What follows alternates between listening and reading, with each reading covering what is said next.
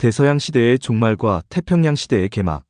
세상은 늘 변하지만 지금의 변화는 단순한 흐름이 아니다.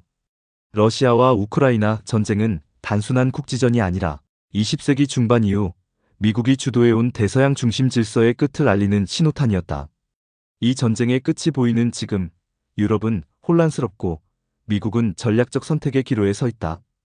우리가 기억해야 할 것은 모든 전쟁은 새로운 세계 질서를 낳는다는 역사적 진리다. 2차 세계대전이 끝나고 미국과 소련이 초강대국으로 떠오른 것처럼 이제 또 다른 판이 짜이고 있다. 문제는 그 판이 더 이상 대서양을 중심으로 굴러가지 않는다는 것이다. 트럼프 대통령은 분명히 선을 그었다. 우크라이나든 유럽이든 이제 너희들이 알아서 해라. 이는 단순한 외교적 발언이 아니다. 이는 미국이 유럽을 전략적으로 손에서 놓기 시작했음을 의미한다. 이제 유럽은 미국의 보호 아래 있던 과거에서 벗어나 자신들이 직접 전쟁의 책임을 져야 하는 현실을 맞닥뜨리고 있다. 이제 유럽은 미국 없이도 자립할 수 있을까? 프랑스는 핵 보유국이며 영국과 독일, 체코는 전투기와 미사일, 탱크를 자체적으로 생산할 수 있는 기술력과 자금을 갖고 있다. 그럼에도 불구하고 그들은 여전히 미국을 향해 손을 벌리고 있다. 하지만 미국은 더 이상 과거처럼 움직이지 않는다. 왜? 미국의 시선은 이미 태평양으로 향하고 있기 때문이다. 트럼프 대통령은 오래전부터 중국과의 대결을 기정사실화해왔다. 러시아와 우크라이나의 전쟁이 막바지로 가는 지금, 미국은 유럽이 아닌 서태평양 지역을 새로운 전략의 중심으로 삼고 있다.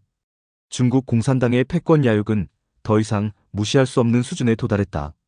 경제적으로는 미국과의 디커플링이 가속화되고 있고, 군사적으로는 남중국해와 대만을 두고 충돌 가능성이 점점 높아지고 있다.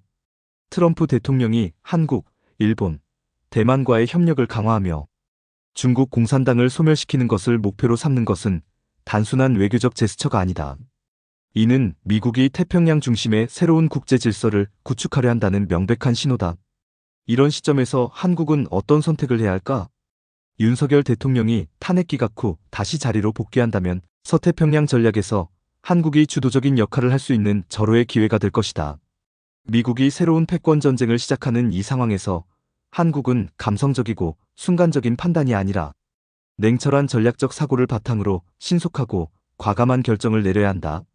젤렌스키와 트럼프가 백악관에서 설전을 벌이던 그 순간, 사실상 대서양 시대는 끝났다. 미국과 유럽이 함께 러시아를 견제하는 시대는 저물고, 미국과 러시아가 손잡고 중국을 견제하는 새로운 시대가 시작되고 있다.